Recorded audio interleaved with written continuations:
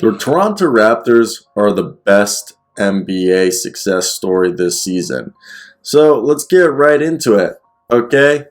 This, some might call it wacky Toronto Raptors team that is threatening to upset the Eastern Conference has stealthily, subtly snuck up in the standings.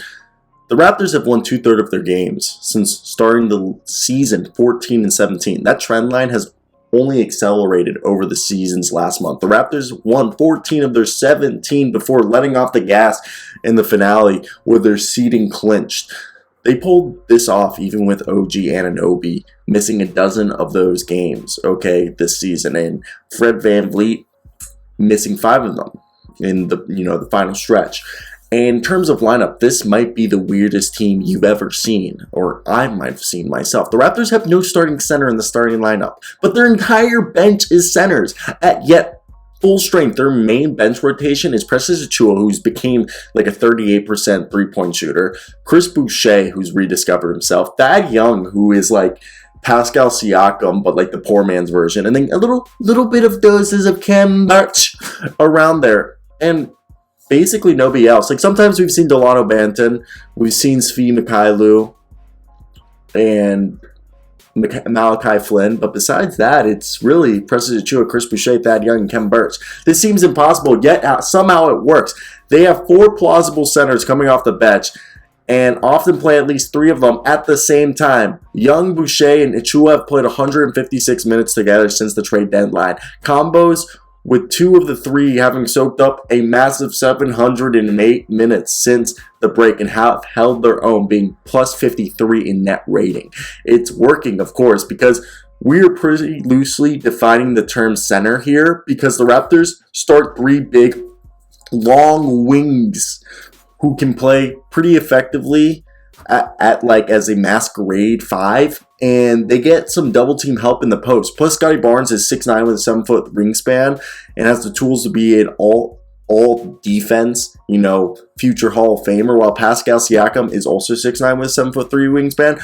OG Anunoby 6'7" with a 7'2" wingspan. All that length and quickness makes this team a very effective trapping team and a very effective switching team. Meanwhile, with the exception of Birch, the Raptors' backup bigs play more of the hybrid modern role, with Young being only 6'8" with 235 pounds. He's not really a perimeter shooter, but he's comfortable, switching out and defending on the perimeter, and he'll take, perimeter shots if left open. Precious Achiuwa, last year 6'8", 225, he's the backup 5 for Miami, and 2 years earlier, he was actually playing the 3 position at the Nike's Hoop Summit, and now he's becoming a 38% three-point shooter, looking like a beast. Then you got Chris Boucher, who's a shot-blocking force at 6'9" and 200 pounds soaking wet. He isn't really a true 5. Offensively, he's more of a perimeter guy, and he's like a 3-and-D grenade launcher. And the result at times is a defensive force that sows confusion with its length and switchability and versatility. Toronto can play a lineup of 5 players between 6'7" and 6'9" and lean into that further as the year went on. The Raptors went 5th in defensive efficiency after the All-Star break, forcing turnovers at the league's 2nd highest rate without bleeding 3-pointers or offensive boards. Notable in that stretch, of course, were the Raptors' 2 wins against their first-round opponent, the Philadelphia 76ers. Those of you looking ahead and dreaming big will also note that the Raptors beat the top-seeded Heat twice and barely lost to them in Miami last week without OG Anunoby. They went 3-0 in the series against Milwaukee, but before we continue to get ahead of ourselves, rather than not ahead enough, I'll talk about the Raptors' playoff prospects later, in a video, but I want to talk about their future beyond this season. The Raptors post-Kawhi Leonard suddenly find themselves in a pretty awesome position. They hit the jackpot with Scotty Barnes. Now they have a core of Fred VanVleet. They got a steal for Gary Trent Jr., who's on a cheaper contract than Norman Powell. They got an all-NBA caliber player in Pascal Siakam. OG Anunoby looks like an all-star who could be one of the best two-way players. And all these players are perfectly complement to Barnes with his size, toughness, and defensive switchability and his passing ability, as well as the passing ability of Pascal Siakam.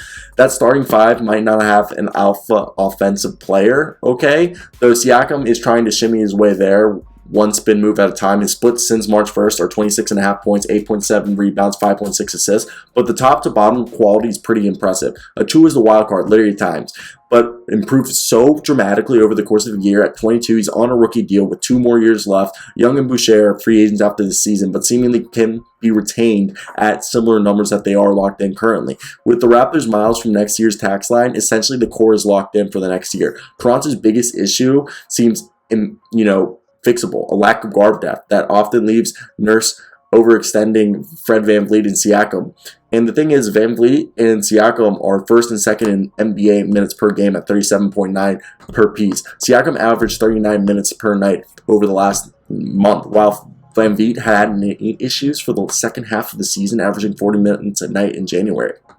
Toronto also has its full mid-level exception and would seemingly be an attractive destination for guards who would want minutes given the obvious depth issues, or it could double down on the weirdness and try to get another 6'7" hybrid type. The Raptors traded themselves down in the draft to get Young, exchanging their first-round picks for Detroit's second-rounder that landed at 33 overall. However, look, they could go and get role players from unfavorable positions or look for another keeper and developing a guy similar to Doma'ano Banton.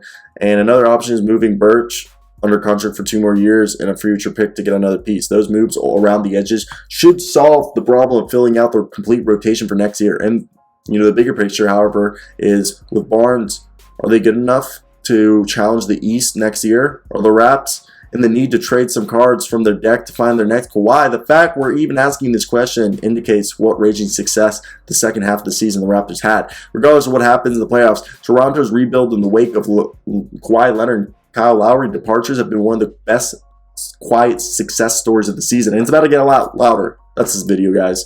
And this wasn't a rebuild. This was a retool.